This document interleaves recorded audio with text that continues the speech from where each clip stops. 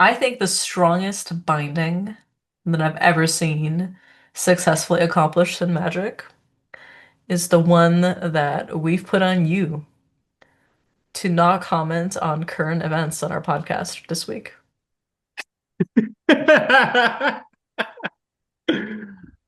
We put you in Um, the triangle, gave you a taste of your own medicine, and we're like, no, actually. The fifth power of the Sphinx is secrecy, mhm, silence. And I have gazed into the mirror mhm. and was like, no, actually. All the bad jokes, all the horrible little things in my head, all the Luigi and Mario Mangione things I've been willing to say, nope, no. We're gonna meditate and we're gonna hunt treasure instead. Very true. There's just nothing you could say that could be aired. Is the problem. Yeah, some things just have to be silenced. Some things are proven wrong. Unlike Johannes Dillinger's thesis on treasure magic in early modern Germany. Good transition. Weak transition, actually. Very weak. Not very good, but I'll allow it. I'd love a smooth transition. Into the afterlife. We're not Oh talking man. about it. Yeah, Stop we're adding us. Stop texting us. We're not talking about it. There's nothing we can say that is publishable on air. yeah, if you want published material, go check out Jezebel and certain articles that came out on Oh the my 8th of God. September. Oh my God. Not the Etsy witches. They be getting that bag. Yeah, for real.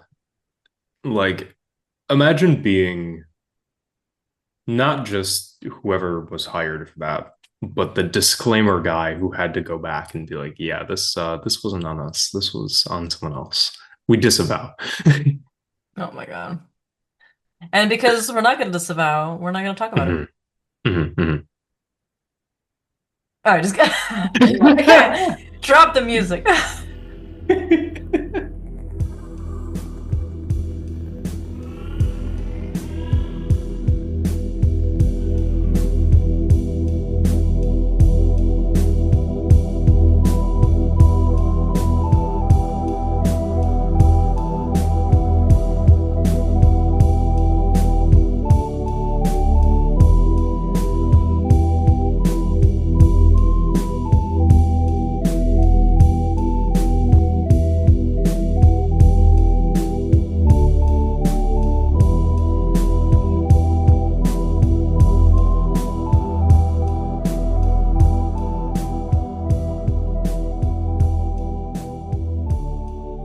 Be not alarmed at the frightful howls which you may hear. It's Svinga and Beschwörung des Geistes key. Very Wha- true. Because we do not disavow its Beschworung disguised as the key. Oh my God. Because we do not disavow key. Mhm. By any means, key. Anyway, Well, man, that's why we're not on Twitter anymore. Remember to check mhm, us out on patreon.com/the frightful howls.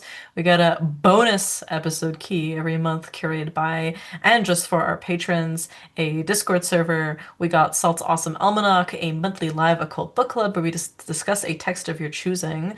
This month, I believe it's going to be under The Dragon Root by Corin Boyer. Show notes for mhm. every episode, and also a whole tier of monthly group spell work from the three of us on your behalf. Always excited to do that. It's the highlight of the month. Also, remember to give us a like, rating, and review on Spotify, iTunes, YouTube, wherever you may be listening to us. It helps us fight the demiurgos of the algorithm, the good old-fashioned demiurge that tries to keep us down and not have Mhm. our work out there. Some true archonic hours happening over here. And check out our services. Key offers personalized coaching in magic and mediumship, and might I add, Lenormand as well. He can teach you how to read the good old Lenormand cards. Sorcery for hire readings and customs, talismans, oils, and tools. I offer 5 minutes readings. I'll read your beans. And Salt's books are closed, but keep an eye out for his almanac on the Patreon. And lastly, hit us up on social media. I'm at Dragon Cunning. Salt is at Salt CNC, and Key is at Barnowell. Dot. key. Clingety clang, those skeleton keys. In comes Hmm. the man of the hour to tell us about one of his men of the hour, Saint Chris, Yeah. specifically Saint Christopher as a treasure hunter. Yeah, for sure. Just to kind of frame this episode, as many of the people listening know, but if you don't, I fuck with treasure hunting magic heavy, and specifically treasure hunting magic in the early modern Germanic context, in which good old Saint Chris features prominently as a patron of treasure hunters and treasure hunting, where to the degree that some German dialects have a verb that to Christopher is to extract treasure and money from the earth Mm. using magic, like Christophen. But yeah, I put this together as part what the fuck is even magical treasure hunting? Because when one talks about this, it can mean a lot of different things. And following up with one of my favorite incantations, conjurations, and even coercive compulsions of the saint himself, as we will come to see in this particular context.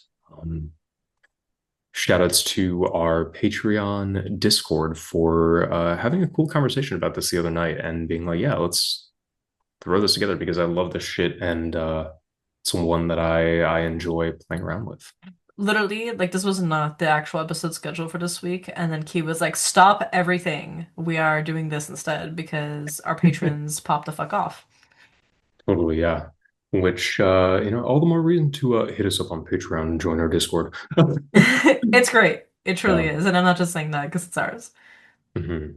We have a really beautiful community. We do. So shout out to you guys. Hmm. A treasure all its own, if you will. Aw.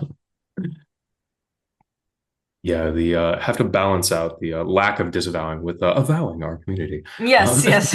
Oh my God. and um, so yeah, to zoom out into the world of what it is to Christopher before going into what it is to call upon him to do Christopher things. What the fuck is magical treasure hunting, and why do we need magic to hunt treasure to begin with? Mm, Um, so again, the context that I am primarily drawing from and operating within is an early modern Germanic one, especially with, later on as things begin to be compiled, especially by Johann Schliebe by way of the series Das Kloster, Weltlich und Geistlich, one which of the was, best. yeah, the goat, The goat. the actual goat. Um, Because my treasure hunting expertise comes from the Saint Cyprian tradition. mhm, Specifically, and because I've studied quite a bit the Portuguese and Spanish libros. mhm, But this is really fun. It's different, and I mean, I can talk about the Drache for sure, the dragon spirits that protect treasure. But mhm. that will be another episode, I'm sure. But the Saint Christopher stuff is just so rich. Totally, yeah, and especially to do a brief digression into the Christopher uh, shtick, the Christopher spiel, like why him over anyone Hmm. else? Um, it's a fun question because there's a lot of debate about why this is, and there aren't a whole lot of like attested origins for how this came to be. Hmm. One of the proposed places where this arises is that he was just insanely popular in Germany at the time. Hmm. He was considered one of the auxiliary saints, among the 14 holy helpers who are noted for their intervention and their willingness to just pop off and do miracles left and right for people.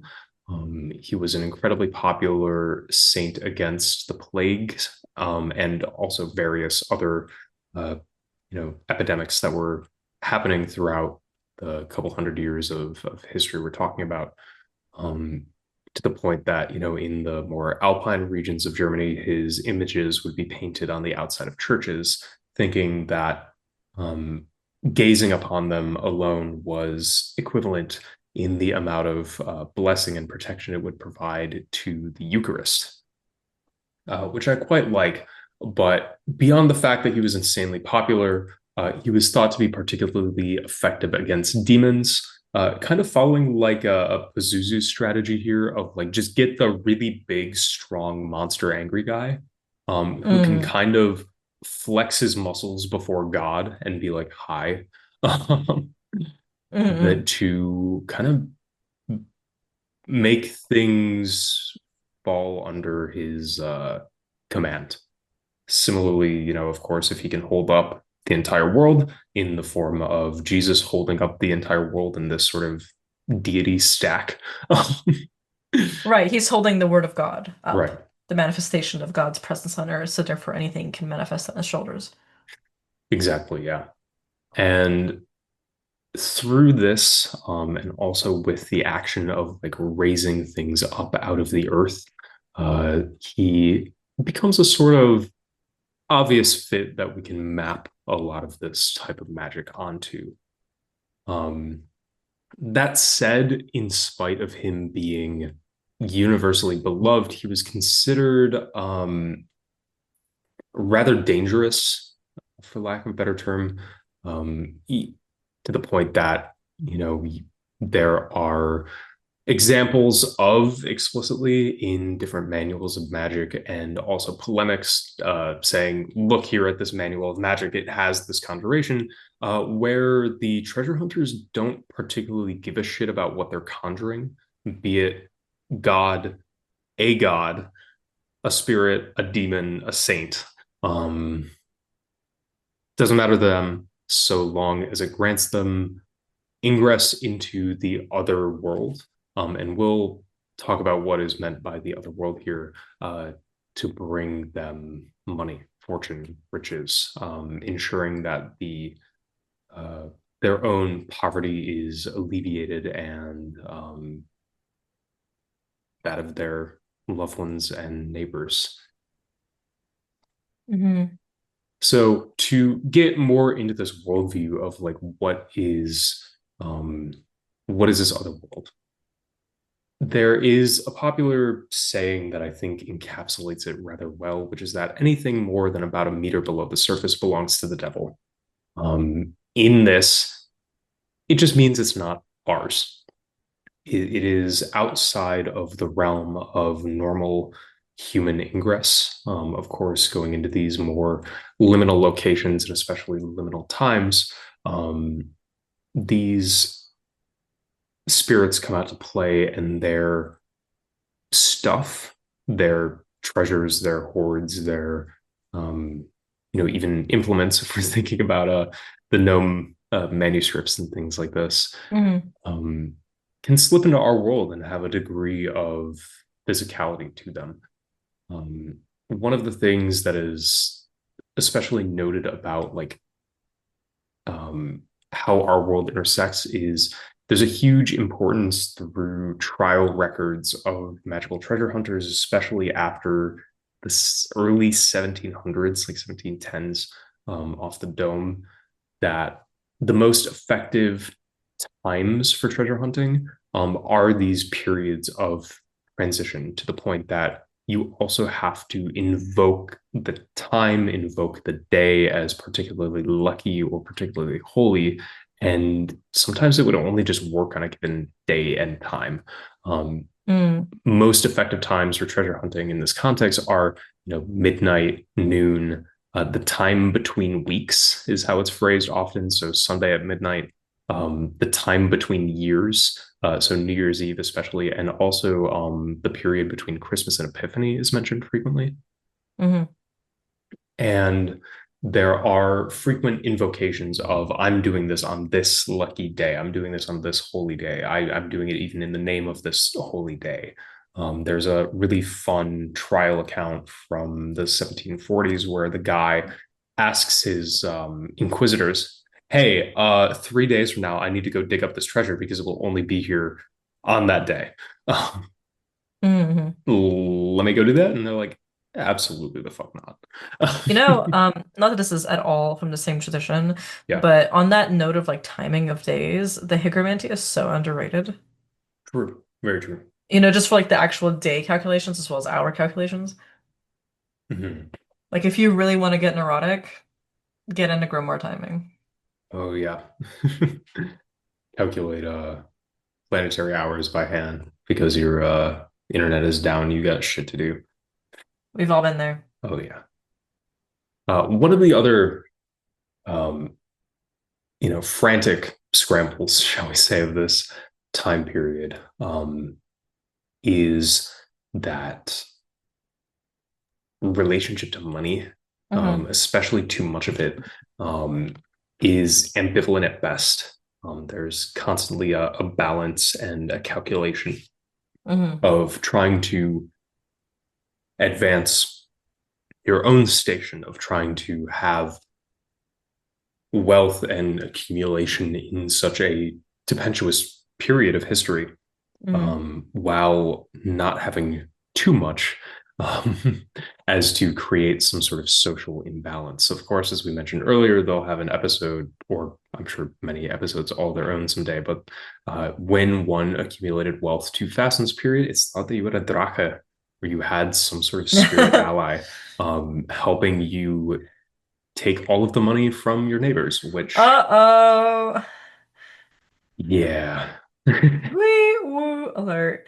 Not Yeah, the not the accusations of having a dragon spirit. funny how that works out.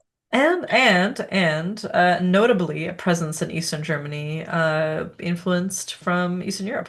I wonder why. Yeah, very true. And even in a later example, we'll see some exchange coming west to east as well. So Hmm. there's a whole relationship here of flowing and exchanging ideas of magic, and along with it, the spirits of the same. Hmm. So in these ever moving and ever mutable qualities of spirits, it's important to note here that this art is primarily concerned with dealing with those spirits that guard treasure, but also treasure itself as a magical creature. Mm. This is kind of a funky concept, but it the treasure, the hoard, the wealth, whatever it is that you might be going after is considered a living creature all its own, with its own agenda, with its own ideas, with its own abilities, with its own, qualities, dependent on a whole matrix of things such as who put it there, where was it put, why was it put there, what time was it put there, what is its contents, how does that inform everything else. It is said throughout these accounts to be able to move on its own, much to Paracelsus's chagrin specifically, which some hilarious accounts that we'll get to momentarily. But it is also said to be able to shapeshift, to be able to become invisible and visible at will, to be able to create illusions and visible phenomena, especially those that are scary, Mm. and those that are frightening to the people who are trying to exhume these things as part of a defense mechanism.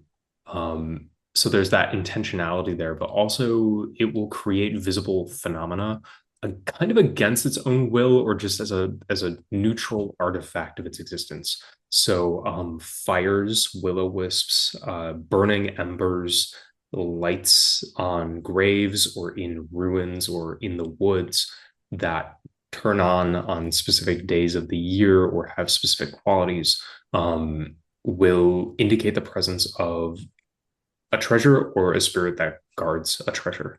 Mm. Preferred locations for this are varied, but wayside crosses, abandoned, especially ruins of castles and churches.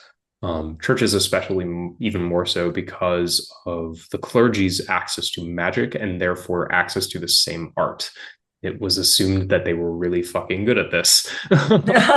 Well, I mean that it's a stereotype many countries over, right? Exactly, Because of yeah. access to hidden books and libraries, the literacy rates, empowerments, right? Literally through receiving holy orders and also just like the sheer amount of tools and implements that they have. Yeah, exactly, yeah. And access to that authority and access to that power to protect against these like demonic forces to the Hmm. point that there were priests who were regularly brought into the employ of treasure hunters, of miners, of those who would, just be in a village one day. And thinking of a specific historical example, there was a this girl who at the age of about 5, she started going into trance and saying that she saw a fairy spirit. Hmm. And additionally, after meeting that fairy spirit, 6 more. So she had her 7 sisters.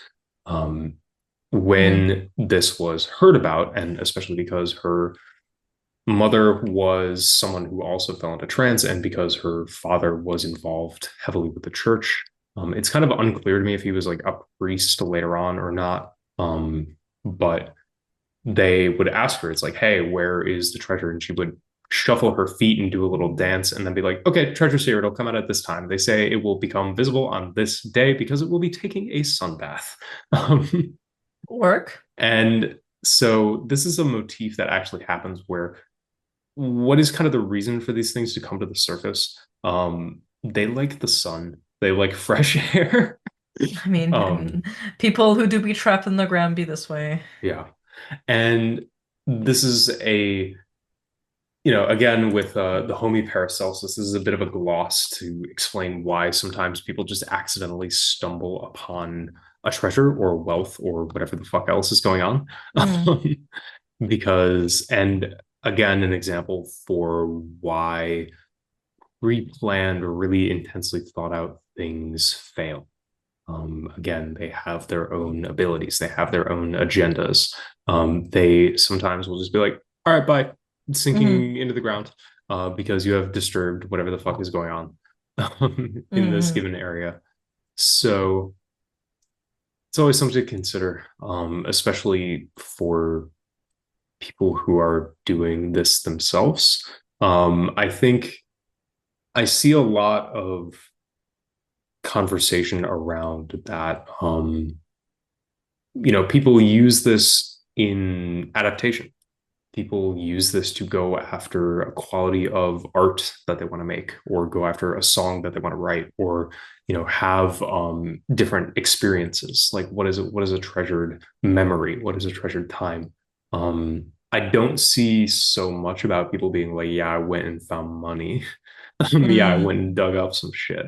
So I think it's more an exploration to say that is what I like doing and is very fun, and it just to emphasize it does work. So you just have to be a little clever about what you're up against. Mm-hmm. So in speaking of what you're up against, in addition to the treasure having an agenda of its own, it can and usually does have a guardian or guardian spirits. In this class, there's honestly as many spirits as care about property. They will have treasure and guard some. Right. So historically and kind of in literary sources, this will belong to the gnomes and curiously the sylphs, which there's some speculation, especially. I keep citing this book throughout, but Johannes Dillinger, Magical Treasure Hunting in Europe and North America, is Such a good one. fantastic. Hmm. Yeah. And it he talks a little bit about this and the degree to which I agree with this in practice. I'm a little skeptical, but having these earthly and material treasures are frequently said to belong to fairy beings as a possible owner of them.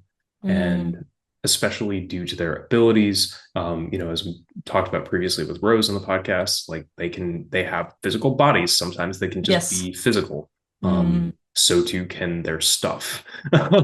hmm So um, any of these classes of beings, as well as specific dead people, those who buried their own treasures, who buried a hoard, who lost a hoard, and in death came back to reclaim it, mm, um, and sometimes who were installed over these treasures, be it through having someone you inter there intentionally hmm in some cases, or you are a clever magician about it yourself and install guardian spirits or over your stuff.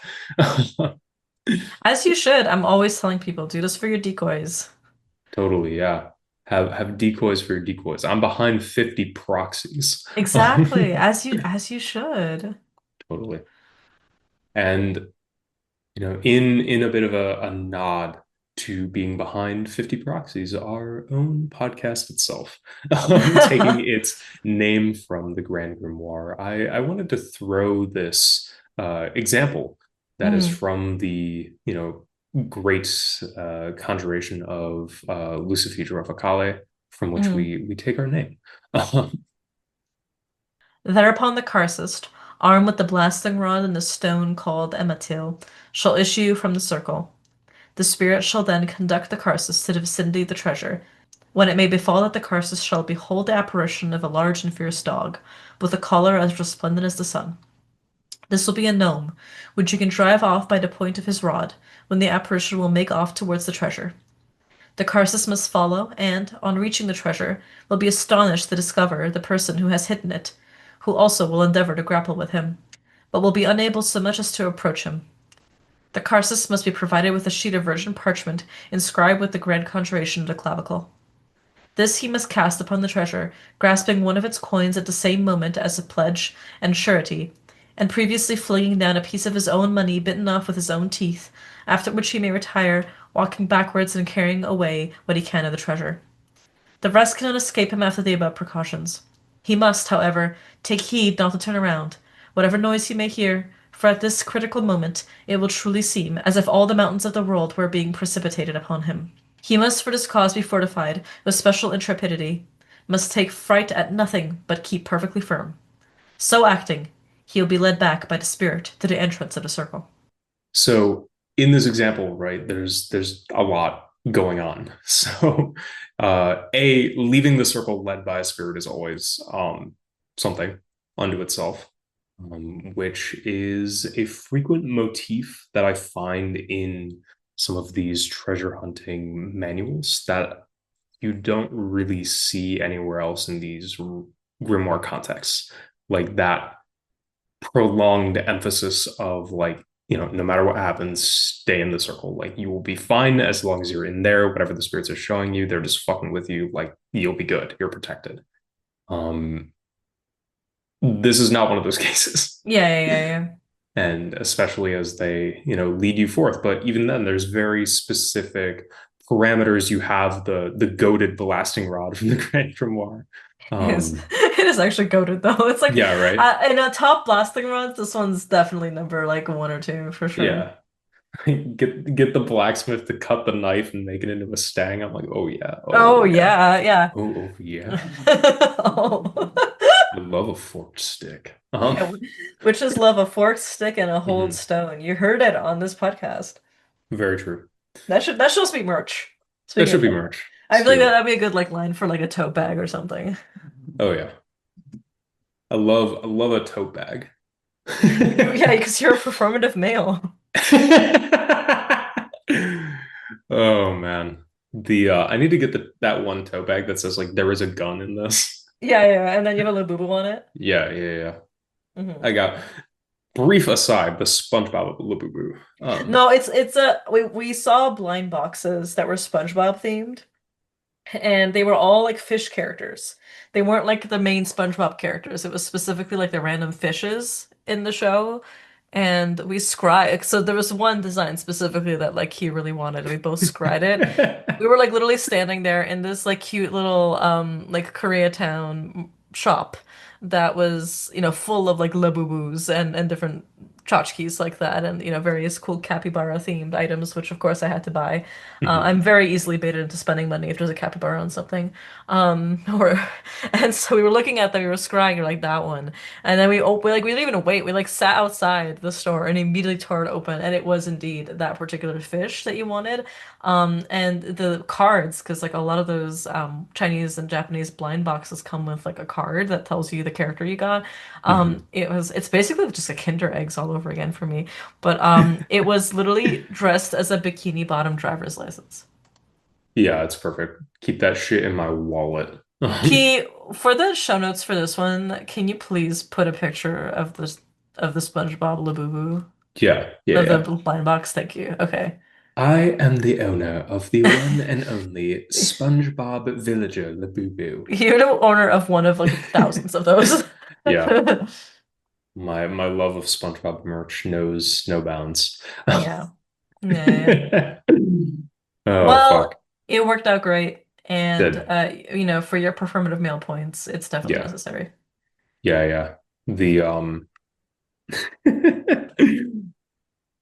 oh fucking hell.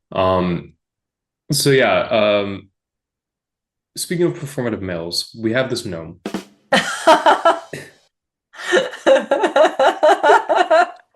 That was one of the best and stupidest ones yet. I'm not even gonna edit my laugh. That was just good. I'm sorry, continue. Oh man. Okay, so we have this gnome who is shapeshifting into an apparition of a large and fierce dog with a collar as resplendent as the sun. Noting here this motif of like hellhounds guarding treasures. For those of you who know me, this might be a little more clear now as to why there are so many. Mm-mm. And yeah, we have this gnome that needs to be removed, but they are simultaneously guarding, but upon conjuration, showing you the location of it.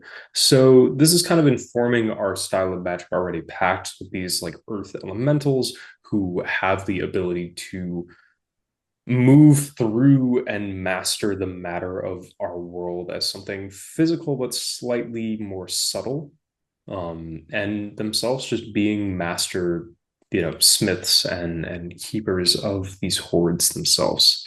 Hmm. um, we then encounter the person who has hidden it. It is unclear if this is the living person or the spirit of the person, but either way, you have the rod of art that is just a bunch of knives, so you'll be all right. That'll do it. And the Never bring a gun to a rod of art fight. it's true, very true, important. Frightful Howl's rule, if you Mm. will.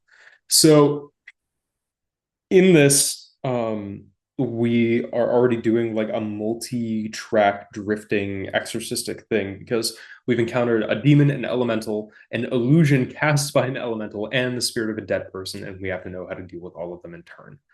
We then come to the spirit of the treasure, and this is actually a folk motif coming out of parts of southern Germany going back as far as like the 1500s in the documentation that I looked at for this episode. But of course, doctrine of sympathies apply, and you need to bait the treasure out to be able to interact with it in the first place, and to be able to interact with it long enough to cast your spells, do your incantations, or whatever needs to happen for you to pin it in place. Easiest way to do this, a little bit of money. Take some L- coins, Little throw like it meets out. like. Exactly, yeah. And so you chuck some coins, hope that that draws it out, or hope that enough treasure hunters have done the same at the same spot, that there is now an actual horde that has developed. Mm. And one of the most important things, again, remembering that these things have a life of their own and want to be doing their own shit, you got to pin it down. So parchment inscribed with the grand conjuration of the clavicle. I've seen examples of this with fabric, with cloth, with some just heavy weight, with additional coins, with even pentacles. Like there's a French edition of the Key of Solomon that is cited in a trial account for someone who was found doing this in like 1740, I think. Hmm. But the whole song and dance of um once the treasure's there, it's ephemeral. You have to grab it, and it might be invisible to you, which is the funniest part of all of this. Oh, of course. Yeah. So, um, there's a lot going on, and while all of this is happening, you might have hired the priest to come along with you and be praying incessantly the whole time, which happened a lot. Um, Because there's especially, mimics. yeah, these are literally mimics sometimes. Hmm. So various inquisitors who would go throughout the area would go up to the local priest and be like, "What the fuck are you guys doing? Why are you standing here singing the Holy of Holies while a team of dudes who you clipped scripture to are swinging pickaxes around like they're in that the scene of the goods from Eximo, you know?" Yeah, yeah, yeah. Um, and he's like, these guys are afraid of fuck as of the devils who they think are here. So as the good priest, I'm showing them that we're more powerful than them. And the Inquisitors love that and they left. So good for them, I guess. Mm-mm. So this full time as well, you might be engaged in magical combat with a bunch of guys from Venice. Oh my God. And this is one of the funniest. Oh, Ocean's Psalm 66. Oh man. Yeah, there's a whole fucking thing with these motherfuckers. Um, the history of why Venetians are involved in Germanic treasure hunting is a long and interesting one and worthy of its own episode, especially with more scholarship coming out of manuscript exchange from Italy into the south of Germany. Hmm. And again, as well, even further east, uh, including like into Poland, in some examples. But um, there's a good point that is elaborated on here where the Venetians, regardless of where they were from, be it Venice or anywhere in Italy or even anywhere in France, they were these kind of mysterious people who were really tight-lipped about what they were doing, constantly going around in the mountains, having these like manuals and reference books and maps and doing all this shit, not integrating with the local population, speaking languages that people didn't understand. These were the Venetians.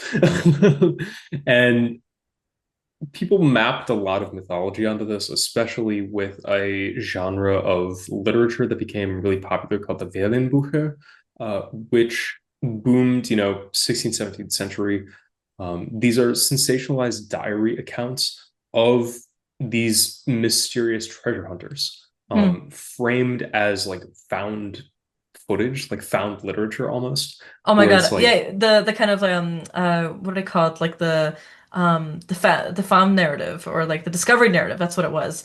It's like a yeah, scholarly term for when like a grimoire or like a book like that introduces itself by being like this book was found by whomever, including the Cypriana version of the Cyprian text, for example. yeah, totally. Thinking like the Black Hen as well, the Hmm. Gallina Hmm. Negra. Yeah, yeah, Like, yeah, yeah. But so these books would go around and they would be hugely sensationalized and have very specific local information, being like, I went to on this day in history, I went to this church and I turned around this corner and I saw a tree that looked like a man pointing at a hillside. I went to that hillside, said a little prayer, and a mine opened up before me that had the splendors of the world, the riches, the gold, the gems, everything I could have possibly wanted, and also the secrets of flight. It had manuscript, it had techniques. And in fact, here's a list of the prayers that I used to get this mine to open. And it followed this almost bibliotech blue era sensationalization of what these guys were capable of Mm, because that shit sold.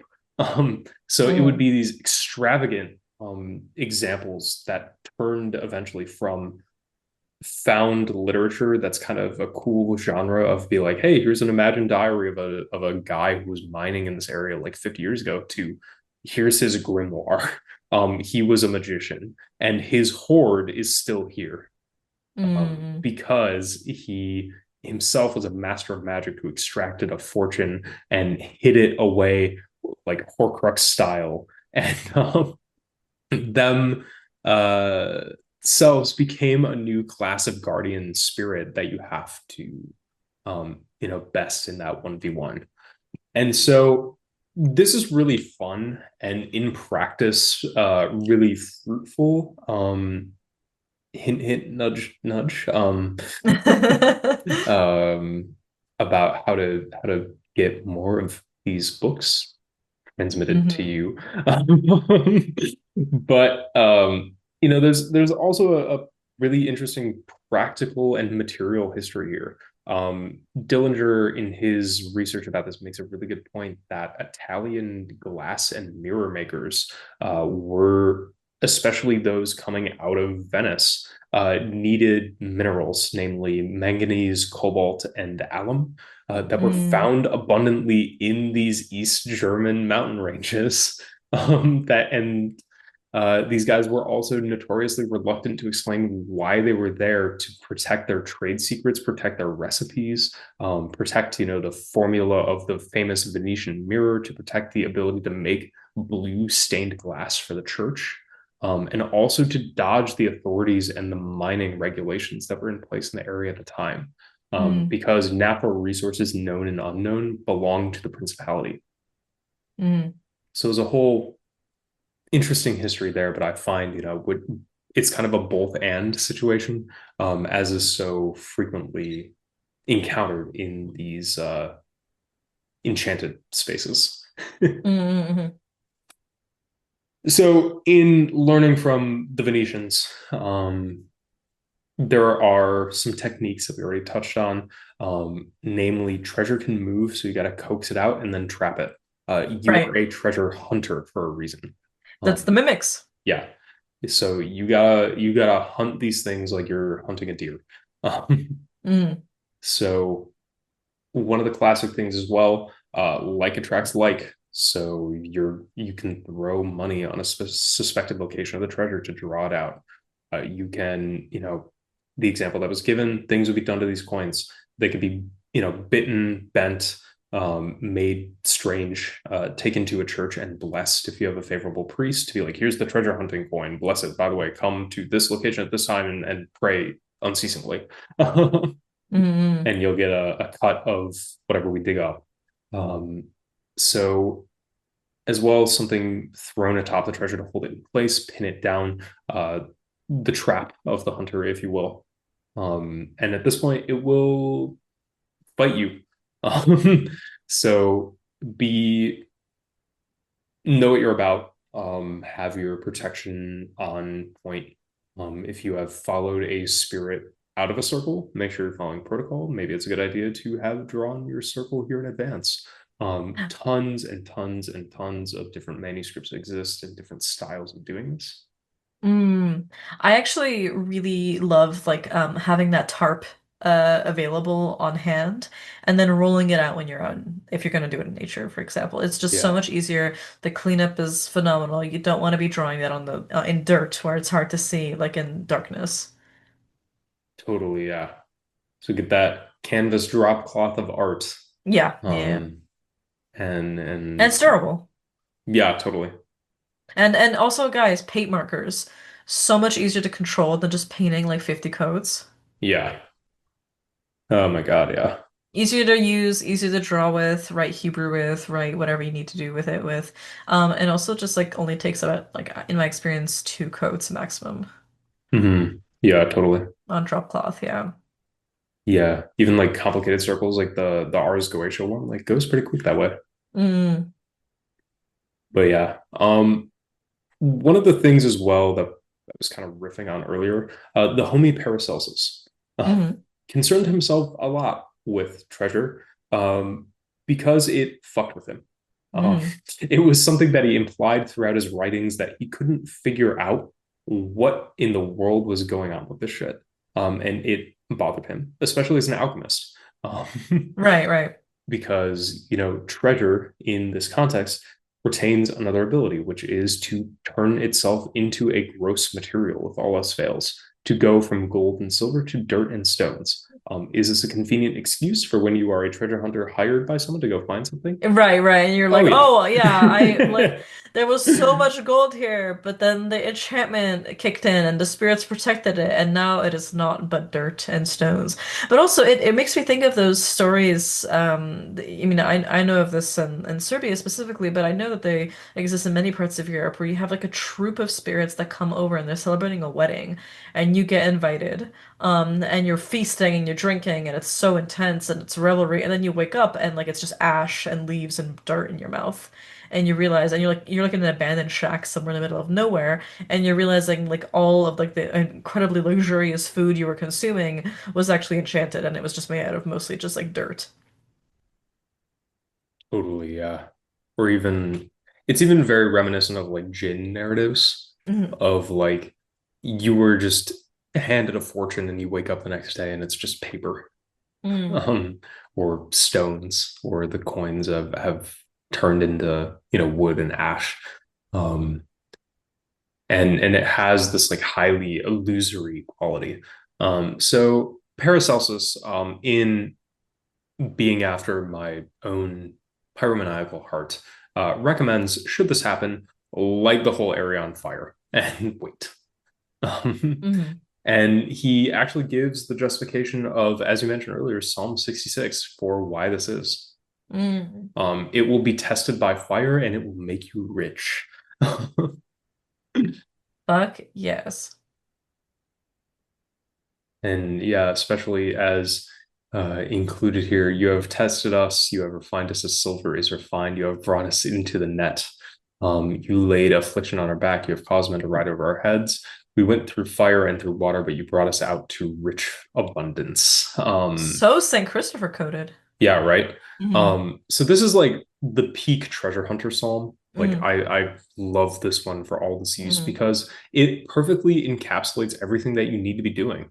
You have drawn out the treasure, you have transmuted it back into its gold through that alchemical fire of God.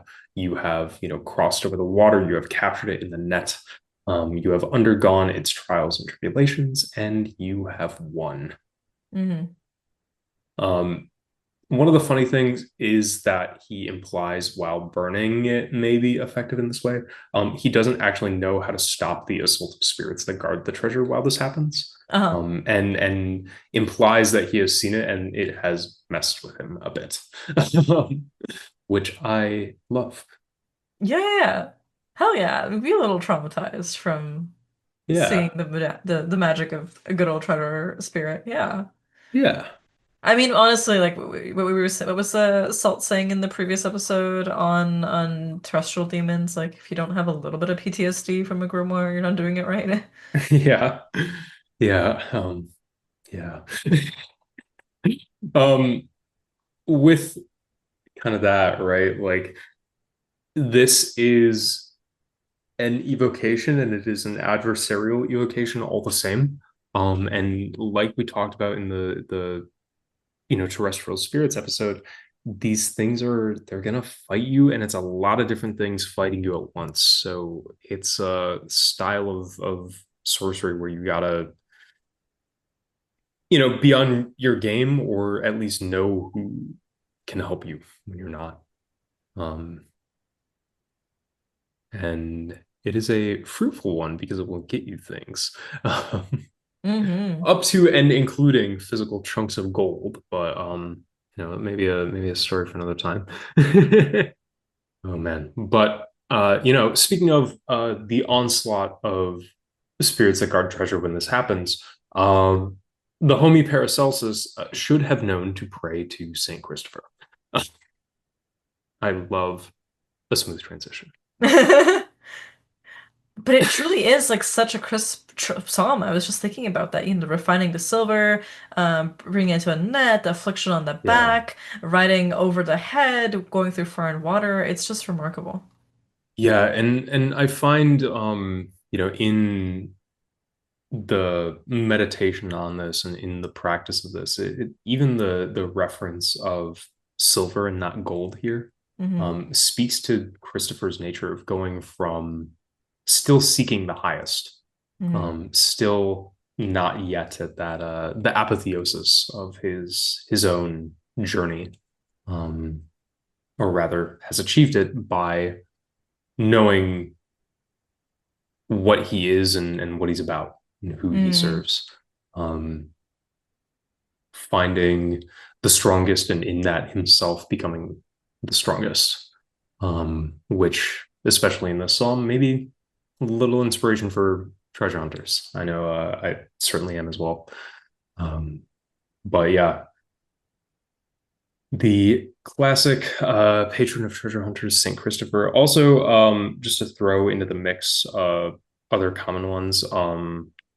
Saint Martin, Saint Corona, who enjoyed a resurgence in popularity for obvious reasons. Hmm. Yeah, I can imagine. Yeah, and also Saint John specifically, who we see constantly popping up in these manuscripts as a source of magical power and ability to uh, twist and bend spirits to his will. He's invoked in a lot of these conjurations as like he who is powerful, he who can change these things around. But even with the popularity of all these other figures, it's really Chris who is by far and away our hound-headed guardian here. Hmm. So, to tie it back to the conversation that we mentioned happening in the Discord, wanted to focus in on this prayer. And prayer is in heavy air quotes here because this is actually like a many page long grimoire that is called the singular prayer. Um, Hmm. but it's again rendered in Schliebe's Das Kloster, specifically volume 3. The edition that I was going with here is the original from 1846. So dust off your facture reading glasses and Oh yeah. Oh God. really dig into that kind of highfalutin Latin interspersed German that Hmm. we so love.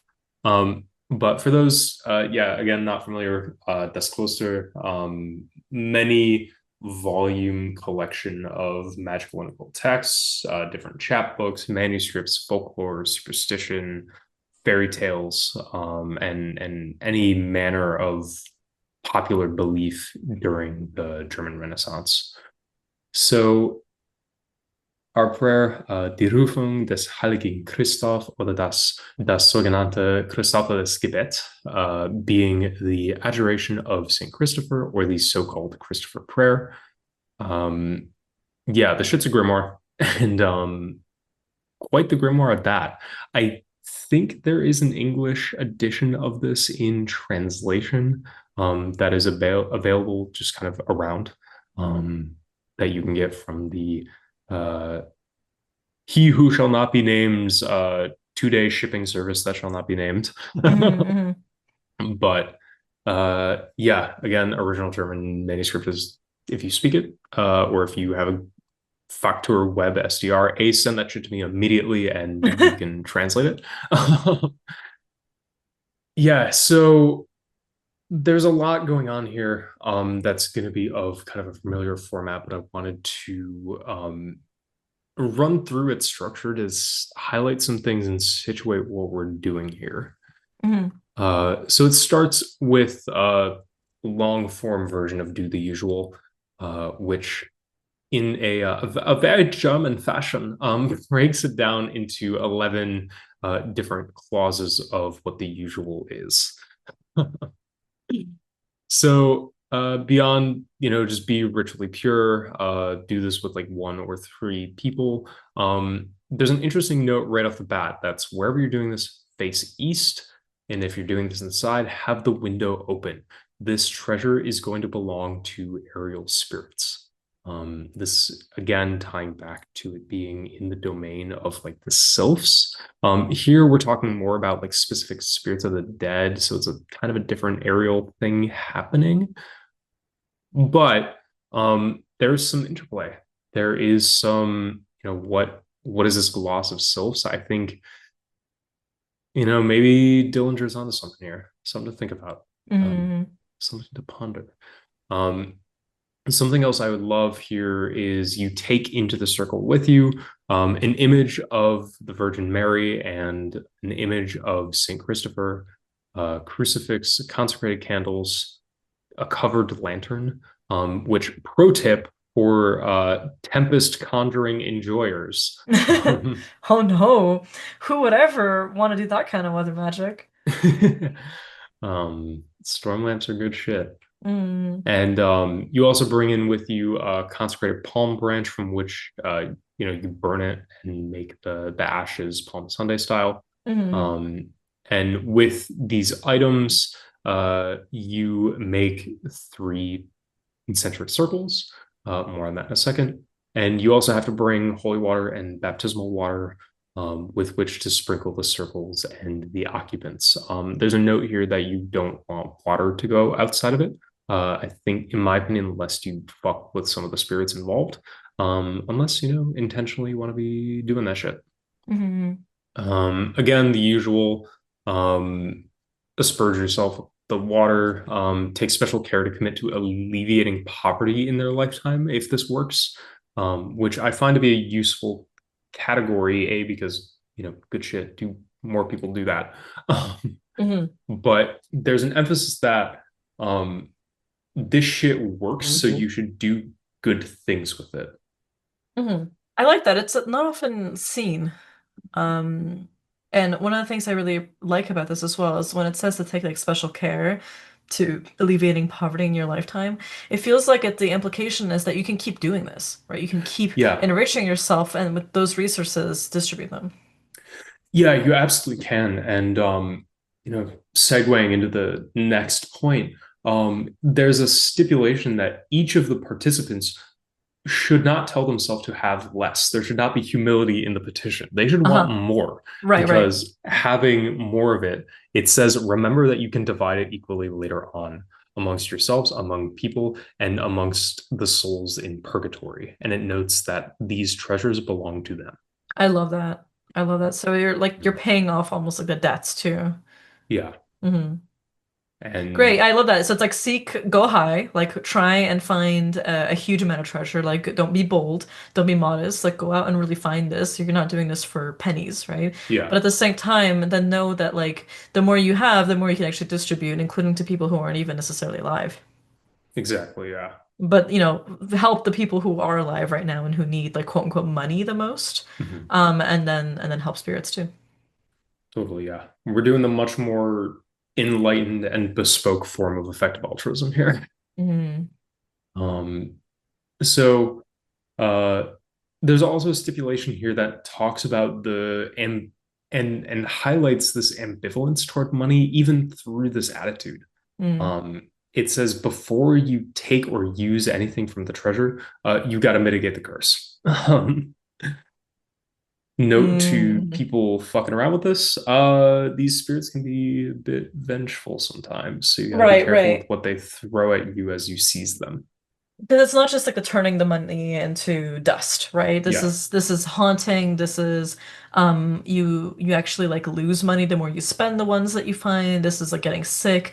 It's a reason why like across treasure hunting traditions in so many places, like I said, I'm a bit more familiar with the Spanish and Portuguese context, but like you often are struggling with like other spirits that are guarding the treasure. And if you are a sorcerer bearing your own treasure, you certainly set upon your own spirits upon it. So there's a sense of like a war over the contents. It's not just finding it. Like finding it is half the battle. The other half is retrieving it. And beyond just a digging operation, it's making sure that you don't harm yourself afterwards. Totally, yeah. It's like it's a risky operation. Like a lot can go sideways quickly, both um physically and metaphysically. Hmm. Like some of the examples that I think of are in like the Faustian corpus, it's like why is there like 50 pages dedicated to how to bless a mine not to fall over? Right. Um, Yeah, yeah. it's because A, mine collapses are freaky as fuck, and B, these spirits might just kick out the right pebble at the right time, you know? Yeah, exactly. There's not gonna be a canary in the coal mine for this one. Yeah. Um, but that's also why mining spirits are associated so much with treasure and also with hidden wisdom, like Mhm. finding the perfect book or finding the perfect technique. One, it's such a technical science, and two, it's just that prizing out of hidden knowledge that comes buried under earth, like literally in darkness, shrouded in secrecy, unknown to the light of the Mhm. sun. That's where these secrets are buried. Totally, yeah. And like even the mapping of the legends of some of these like treasure hunting spirits themselves who take the note of what happens when you find it and bring it back. You distribute it, like thinking of certain just as an example, like out of like Brazil, a couple legends of like mining spirits and the myth of like Chicoré, where it's like you found the gem, all right, cool, start buying people out of slavery. Like Yeah, get yeah. them and then get them to do the same thing. Hmm. Like so do this magic and then do good shit with it. Hmm. But in mitigating the curse, right? In thinking about what that is, the stipulation here is that before you use anything from the treasure, the three ducats specifically, note that it's a specific currency here, Hmm. should be given to three poor people.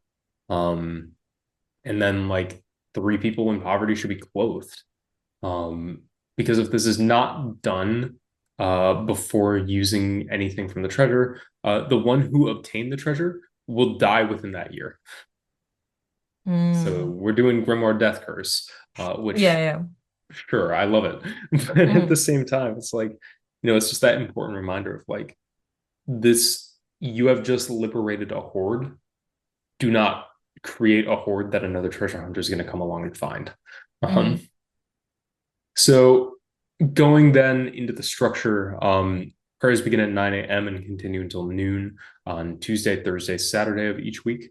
Um, Note these days you're doing the malefics and then you're doing Thursday things, which again, Germanic context, necromancy day. Yeah, yeah. Thursday's the big magic day in general. Mm-hmm. Yeah, and it's funny because during the prayer it says you must not speak, or you must not wear fine shoes. I mean, why would you bring your best Balencies, Yeah, to the to the German mine where you're treasure hunting? exactly. Yeah, and yeah, fucking leave the Jordans at home, man. Fucking resell Hmm. those later. It's we're Hmm. we're finding new ones.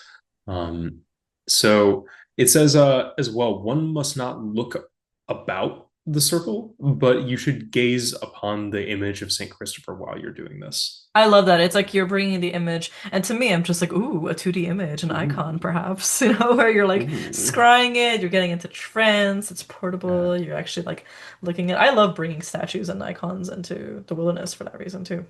totally, yeah, Keep your and prayer focused. mhm, exactly, yeah, and again, thinking of the context of what is a Christopher image at this time, it is the substitute for the Eucharist. It is the ultimate protective act that you can do against spirits that wish you misfortune. So it speaks of this extra layer of protection, and it notes in gazing at this image, it says when something is heard or seen or perceived in prayer, trust. It says one need, in translation, one need not fear that it will not be granted. Mm-hmm. So keep your focus, but also keep your cool. Exactly, yeah. Um, and then the usual stipulations for like once you've subjugated the spirit, it's a very scripted dialogue. Mm-hmm. What you con and there's no wiggle room here. This is a very strict conjuration. When the spirit says that he has such coins that you've asked for, don't answer any of his further questions except for the first, uh, which is okay. Here's the treasure. Right, right. Mm-hmm. So there's also a fun note in here that I wanted to bring up, which is that it says this prayer is a copy of the original, which is already approved and accepted many times, both by the spiritual and secular classes. Um, so it's a bit of a disclaimer against the Inquisition. Right, yeah, yeah, yeah. But it's also the sanction that this is an act that can be done by the laity. Yeah, yeah, yeah, Um, yeah. And that's important because sometimes it does specify this, like there must be, again, like you were saying earlier, there must be priest present, or at least someone who has like minor holy orders in yeah. order to recite some of these prayers. Totally, yeah. And so this is like the and even in the vehicle for this conjuration and like kind of the mechanism of action behind it, which is very technical, but that's kind of how this magic works. You are calling on a saint for intercession to bring forth another spirit for you. And this saint happens to be the best at doing that, at least in my opinion. Um, And so, as you set this up, as you go forth, wanted to go back to this point of the discussion too. When you put down the circle, it's the three concentric with the cross that goes through all of them. The first is made in the name of God the Father. The second is made in the name of God the Son. The third is made in the name of the Holy Spirit. You know, specific prayers in this format. It's you pray for the ends of the circle to meet, which I fuck with Oh, for that's treasure really hunting. cool. Yeah, yeah, yeah. Um, It creates like a zone, like a container, right, to find yeah, it. Hmm. and so you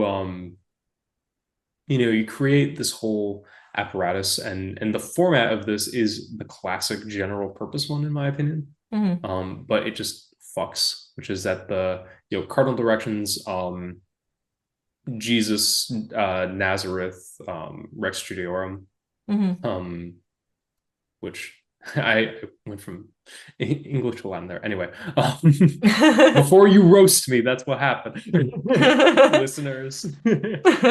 So um, it's Jesus of Nazareth, King of the Jews, and then yeah, you have the four angels, right? Michael, Gabriel, yeah, Raphael, Uriel. yeah. And then in the cardinal directions of like the next circle in, which I love describing images in an audio media format. Check out the show notes, people. But it's Matthew, Mark, Luke, and John, and Hmm. then the specifications for where the Christopher image is, where the crucifix is, where the holy water basin is, and then herein you must kneel. So Yeah. I love an instruction for the conjurer. Yeah, yeah, yeah.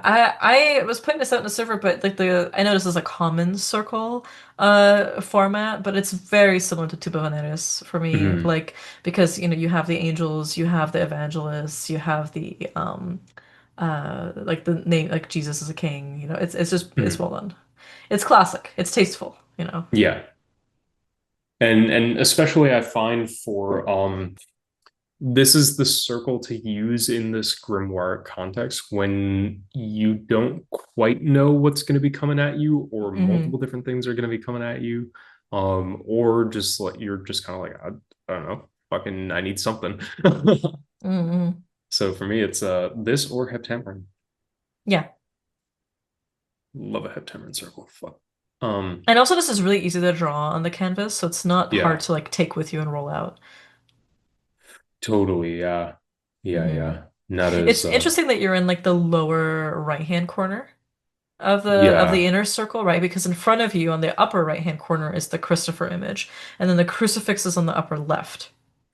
hmm Yeah, totally. And it's also interesting because it's at the beginning of the instruction it says you have to be kind of facing the Christopher image but also facing east.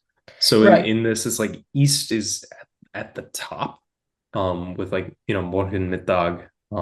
Yeah. So you're Yeah. facing where the sun rises in the Yeah. morning. Yeah, that makes sense. And then on the bottom left, so immediately adjacent to you on your left side is the holy water. Mhm.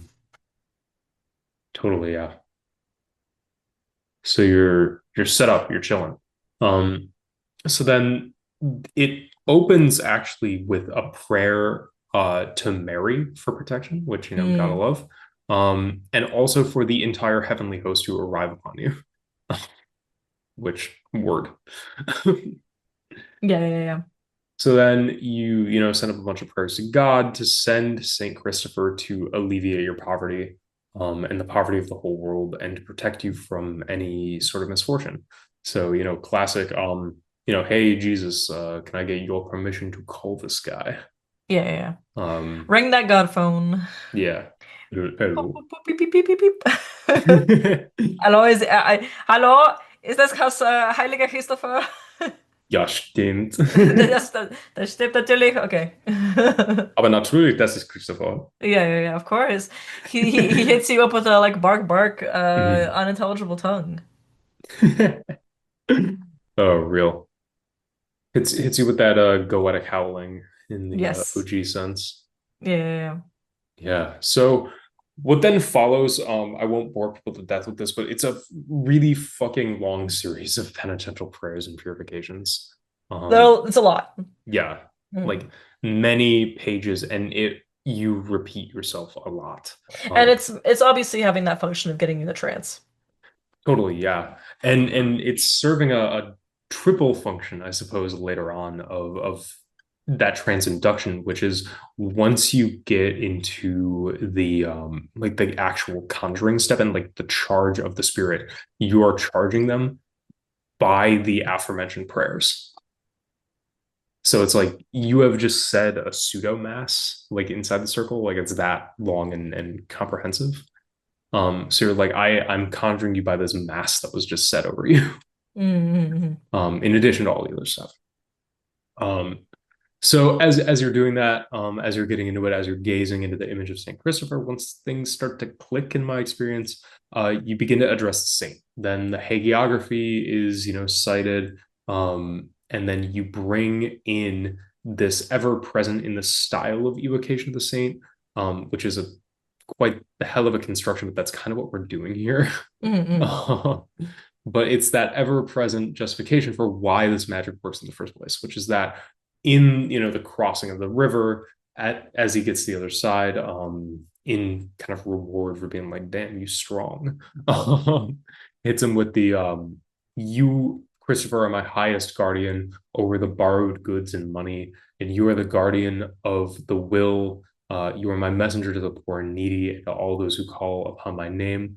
You shall hear and defend them and be master over evil spirits." So I'm like, did he actually say that? Who knows? But I will take it because it fucking works. Yes. Yes. So, um, it's pretty great. And then you start naming your petitions. You start, addressing the saint and be like, one of the excerpts in this is just kind of my crack at a translation edit. It's grant this night joy for me, a poor sinner, and bless me richly with grace, and deliver me, a poor and needy man and creature, to God's help, goodness, and wealth, in gold, 99,000 ducats, minted in salt, which are long lasting coins and not counterfeit, and which are good and acceptable in all places. Which is always the funniest shit to me, that you go from doing this entire like beautiful Yeah, yeah, yeah, penitential yeah. liturgy to be like, hey, the wealth of my soul, and then also bring me fucking gold, And 99,000 and and of, it's got to be yeah, acceptable tender everywhere. yeah, and it's got to be these coins from this specific mint because these are the fucking good ones. Mhm. No And counterfeits. No, they're gonna look at it and it'll poof into rocks or something like that. No, this has got to be legal mhm. tender, baby. Totally, yeah. And because you threw in that spice, because you got there, you then say another long series of prayers and repentance and woe is me and get the Catholic guilt really flowing. Uh, and which, Guilty pleasure? What's that? I'm not Catholic. meanwhile. It's okay. It's Uh, okay. so yeah, you then toggle it back into the exorcism, but this is a really funky exorcism. Lord and blood of Jesus Christ, Saint Christopher, a good spirit, whatever his name or name may be, he is named or unnamed by all the holy words that have been spoken and read, bearing the bitter life and death of Jesus Christ. Also by all instruments, which only for all purposes in human form, gently, without any horror or harm to my body and soul, also without displacement or breaking, whose circles appeared this night at the 12th hour with great happiness and freed me and brought me through all air by God's power, by God's might, by God's mercy, with a blessed life, with his abundant treasure of 99 million ducats. It changes in the text here. He throws in that extra. Yeah, yeah, yeah. Of good land and land defense, so that I may have enough for my entire life, and may also help all my friends, brothers and sisters, and the poor needy, the poor souls in purgatory.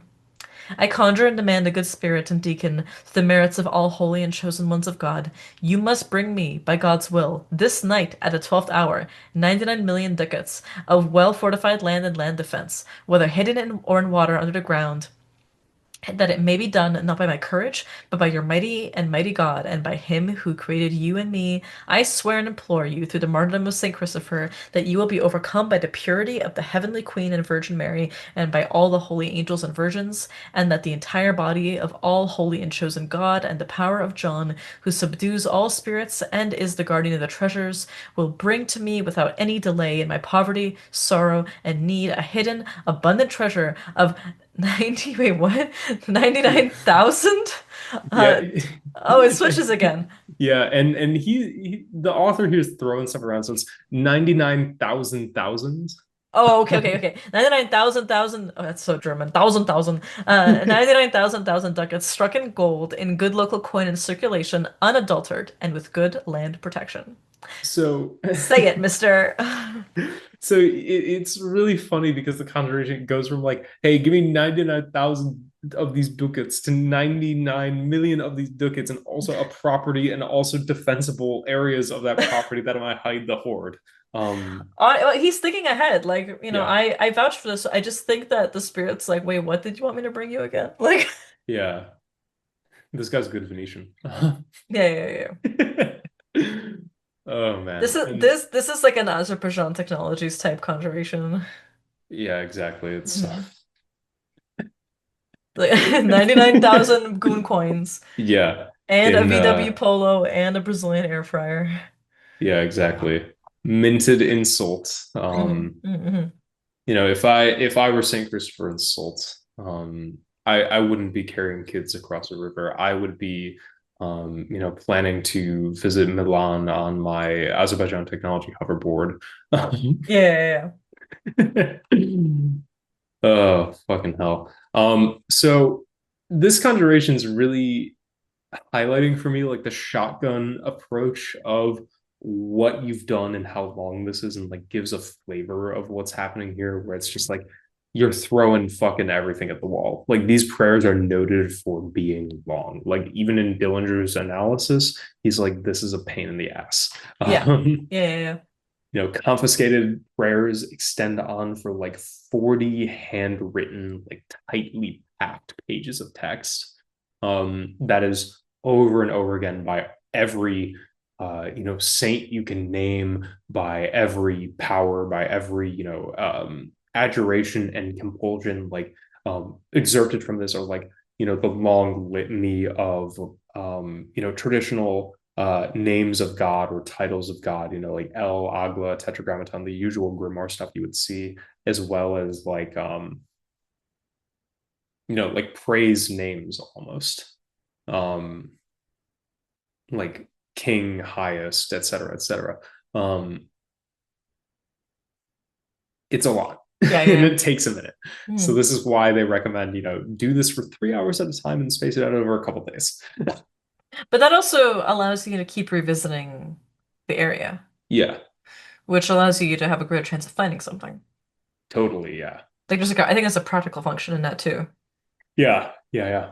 You do your survey, your homies who you've hired can be digging the entire time. Mm, This is sometimes applied for like literal mines. mm, Like again, going back to that motif of like, these guys could it's the popular legends is like, oh, these strange guys would go into these gold mines that dried up years ago, and they would leave with all these bags, and they would come back rich. And it's like, yeah, dude, they were mining like cobalt. yeah, yeah, yeah, They were mining like fucking other shit to make it glass. yeah. Mhm. um, First of all, some other shit. I was literally just thinking that. Stop. Like, first of all, it's not even smoke, it's some other shit. Yeah. We don't know the health effects of mining alum in 18th century Germany. Actually, we do, and they're Yeah, yeah, we do. horrifying. Yeah. Mhm. But And they knew too. yeah, they knew it was worth it. 99,000 ducats. 99 Luftballons. Oh man, Fuck, that should be the Akashic record. should be. Yeah. Well, fuck it. We'll do it live. That's the Yeah, Akashic no, record. spiritual Akashic record. Yes. Yeah. 99 Luftballons. Yeah. So, the whole reason why I bring up this text today is the next conjuration, which is noted as in the text as being sharper than the others. Should Christopher or the spirit he's bringing or the treasure spirits fail to appear, and then I wanted to note that in translation some of the characters lost, but this is like actually kind of freaked me out when I first saw it, but also like made me really curious because I'm like, this is a general purpose demonic conjuration being said at a saint. This Mm-hmm. is freaky. But Well, I love it. that famous Saint Cyprian prayer for love, Yeah. that's in the Coptic Magical Papyri collection, is the one where Cyprian does the same thing that the Archangel Gabriel, right? He's like literally Yeah. adjuring him the way that binding him and like removing offices and threatening him by all these different names of God, the way you might a demon to get Gabriel to make someone fall in love. Which, first of Mhm. all, big W for Cyprian for not learning his lesson from his hagiography about doing compulsive love magic. Um, just incredible. Um, Mhm. but also like it is definitely something that we've seen before with saints and angels for sure. Totally, yeah. And I fuck with it. I remember some of the Protestant polemicists around this time were like, they're conjuring Saint Christopher and Asmodee with the same language, thereby both must be evil. Right, right, right. And I'm like, word. Like no, but Mhm. also chill. Yeah, The other thing too, I mean, compulsive ritual technologies are just going to look similar. We see that in the PGM for gods too. totally. Yeah, Um, Shout outs to our ancient Christian magic episode, by the way. yeah. The one that One we of did the on goats. the Coptic one. Yeah, yeah, Yeah, totally. But yeah, like this really carries that flavor of rebuke and of compulsion. Like I going bring what I demand of you, I command of you, etc. And to before I get ahead of myself, it goes like this. I conjure you, O Saint Christopher, treasurer and ruler of the Christians, I beseech, call upon, and implore you, good spirit, through all the holy blessings of God, which are in heaven and on earth, that you would obediently grant me one in a human, pleasing form, without fear or terror, without fear, worthlessness, or harm to body and soul, to fulfill my desire. Bring what I demand of you, that I command you, O Saint Christopher, by the power of the four letters Fiat, Fiat, Fiat, fiat tetragrammaton, by sun and moon, by all the stars of heaven and firmament, by the highest and strongest power and power of Jesus Christ, who lives and reigns forever and ever, I conjure you, O martyr and master of the sheep, Saint Christopher, that you send me a good spirit, a shepherd, so I conjure and demand you by the power and strength of the most benevolent three in fullness, and through the truth of God, by which God cast Lucifer and his entire following from the heights to the depths of hell, I implore you, Saint Christopher, that you send me a good spirit to fulfill and carry out my will. I conjure and demand of you, by the power with which the present human race was redeemed from the power of the devil, that you, O Saint Christopher, send a good spirit in human form, without all horror and fear, fear and shadow, neither in body nor in soul, and bring me what I desire without delay. And breaking their flesh, I command you through the works that have been read and spoken, and all the previously mentioned names and highest words, also by the nine angels, through the two tablets of Moses, which God gave him on Mount Sinai, through which his prayers have been heard, I also adjure the Holy Christopher and the Holy Spirit by the power and authority of the Holy Seven Archangels. And then this compulsion even goes on and on and on, and names a bunch of other saints and angels, and gives more names of God and more like sharp, like I demand of you, I command you, like you who have already martyred yourself, you who have promised to come and help me, you must help me. Hmm. And it gets into that flavor. But yeah, and in that conjuration, I think it not only does it speak to like the perseverance and like the persistence of this art, like the when you give up, the treasure leaves forever. Um, there are even some funny letters sent back and forth that are around and that I'll throw in the show notes where different treasure hunters were like, I think our break from this has ensured that it burrowed 1,000 feet below the earth and we will never see it again. Yeah. Um, Yeah. I wanted to just say I really think this is fascinating the way that you're calling for like a human spirit that's not going to be scary and it's going yeah, to be pleasant through the auspices of Saint Christopher and also that he's called martyr and master of the sheep and that and that he's giving you a shepherd. To me, very Master of the Wolves coded. yeah, right. Hmm. Very and especially with this style of like what is the perfect beast to go flush something out of the ground and to subjugate these demons. You go with the hunting hounds. Hmm. Even seen earlier, like the hellhounds that are guarding this treasure. They all become sheep under that strongest hound-headed guy and all of his homies. Hmm. And I love it. I love it too. This is really cool. Can you, if you don't mind, share a little bit about your experiences working this text? Yeah. One of the main things that I wanted to highlight, especially getting into this more compulsive aspect, is the kind of freaky nature of it. Um, Causes spirits to show up in a way that does provoke, I suppose, terrifying, for lack of a better word, visions. And has made me appreciate more than most other texts what it means to be fortified, be strong, and have faith in the magic and the conjuration that it will work. You just must keep going because when they are coming here, they're kind of coming in full force. Um, and especially with the conjuration of the saint here in like a particularly um, aggro and spirit subjugating form. Um, it gets a little terrifying in that divine, this is awesome way. Hmm. And yeah, like the tailoring this text to my own needs, shaping this evocation, deviating of who or what is that shepherd that I'm asking for, and getting even more specific with that as a way of contracting some of these beyond just like the dead guy guarding a specific treasure, like let's reach out to and learn from these Velen, like these French and Italian speaking treasure hunters coming to the area, like jokingly the Venetians. Um, call them up, see what they did, how they worked, what treasure they themselves are guarding, and bring them into that fold of the master of his own sheep. And I fuck with it.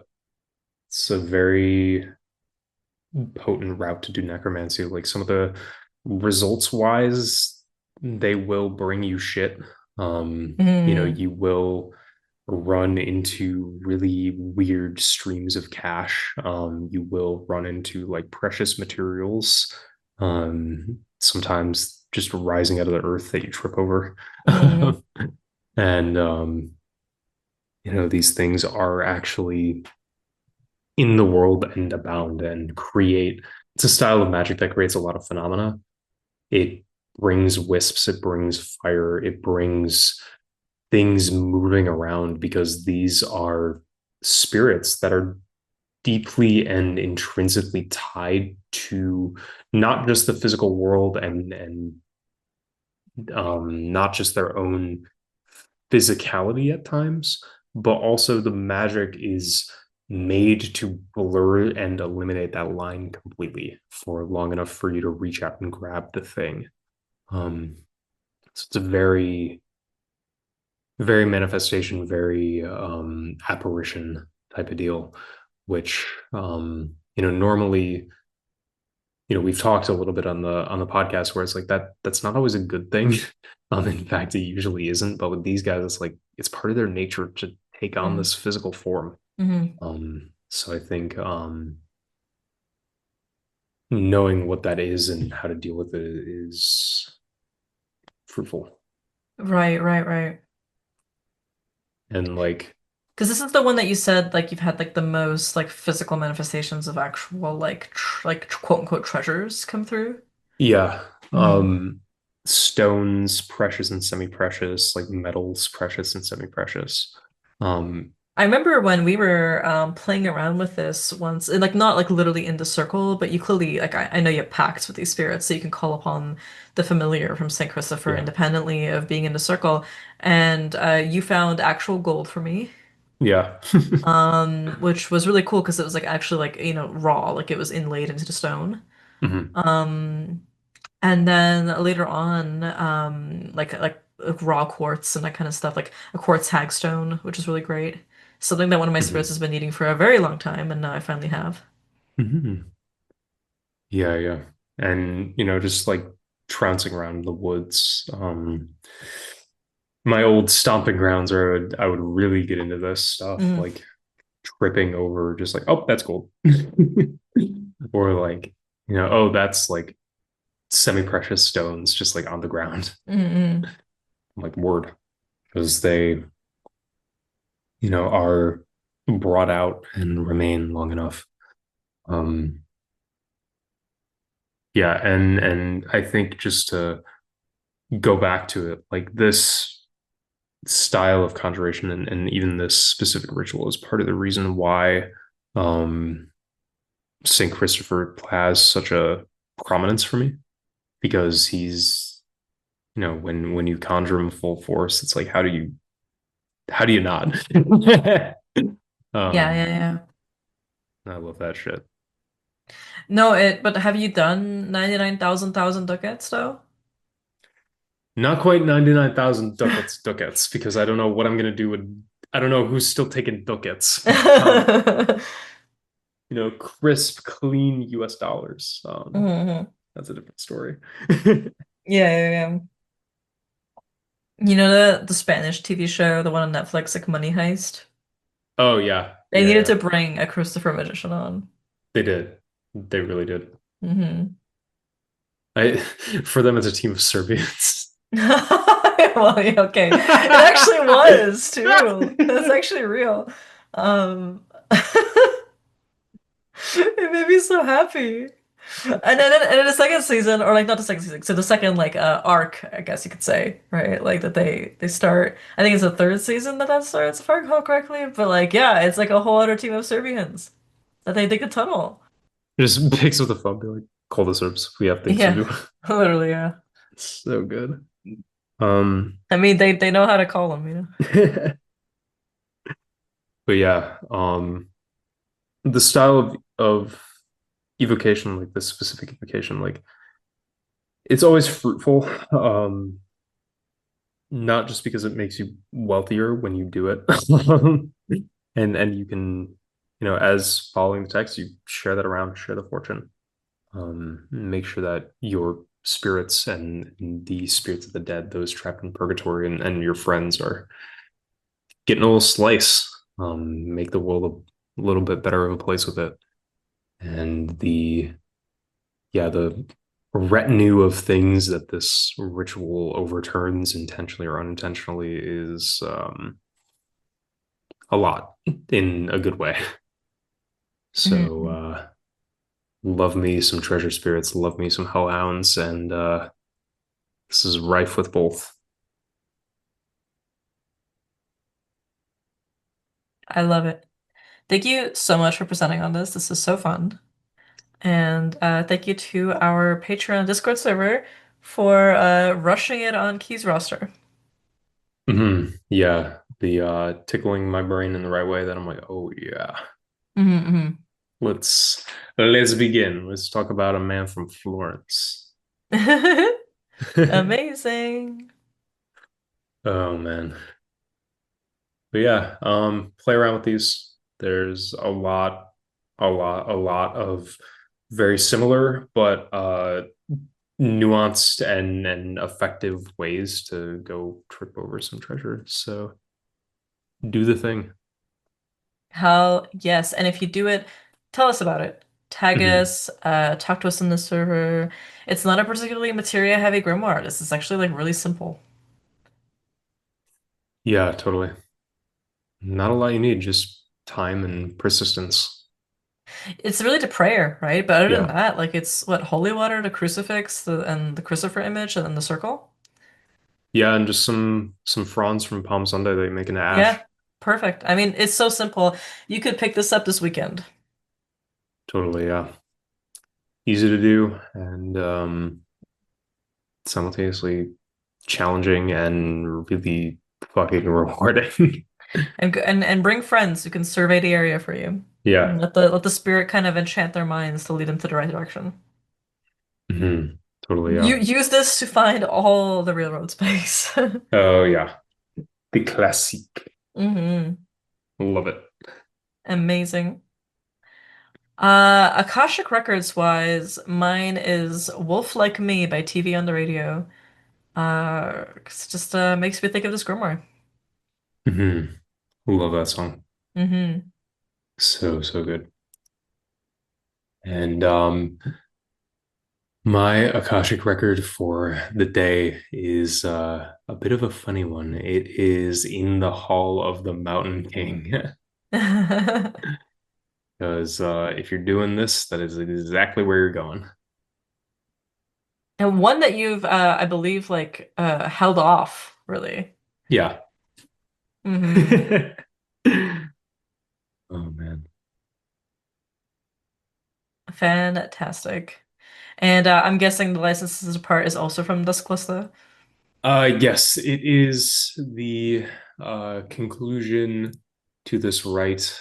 It is the license to the spirits, just the classic format of, you know, send them on their way. Hmm. Well, send us off on our way, King. Go from here, from whence you came, O good spirit, in the name of the Father and the Son and the Holy Spirit. Go to that place from whence you came. May the blessing of the Father be between me and the enemies of my soul and body, now and always, and without any danger or anything. In the name of the most holy Trinity, I also conjure you, Metaphorica, that you may know, and I ask you to do so in the name of the Father and the Son and the Holy Spirit. Amen.